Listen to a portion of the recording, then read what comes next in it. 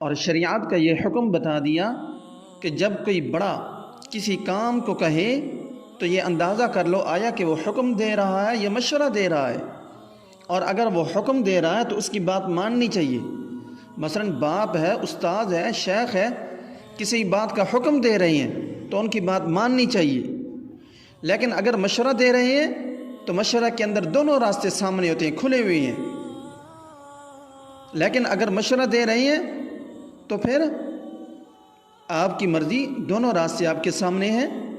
لہذا جب حضور اقدس صلی اللہ علیہ وسلم نے اپنا مشورہ نہ ماننے پر برا نہیں منایا تو ہم اور آپ کو بھی برا نہیں منانا چاہیے کہ ہم نے فلاں کو یہ مشورہ دیا تھا لیکن ہمارا مشورہ نہیں مانا گیا۔ خوب سمجھ لیجئے کہ دوسرے کو مشورہ دیتے وقت یہ ذہن میں نہ رکھیں کہ وہ آیا کہ ہمارا مشورہ مانتا ہے یا نہیں مانتا۔ بس آپ اپنی طرف سے آپ صرف اس بات کے مکلف ہیں کہ دیانت دارانہ طور پر اس کی خیر خواہی کو مد نظر رکھتے ہوئے جو مشورہ دینا چاہیں وہ دے دیں، آگے اس کو اختیار ہے۔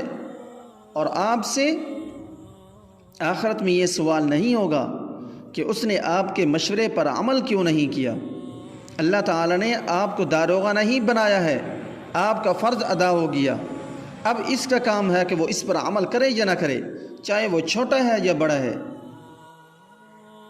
یہ مشورہ کے آداب ہیں جو ہمیں قرآن کریم نے سکھائے ہیں اور جناب رسول اللہ صلی اللہ علیہ وسلم کی سنت نے ہمیں سکھائے ہیں۔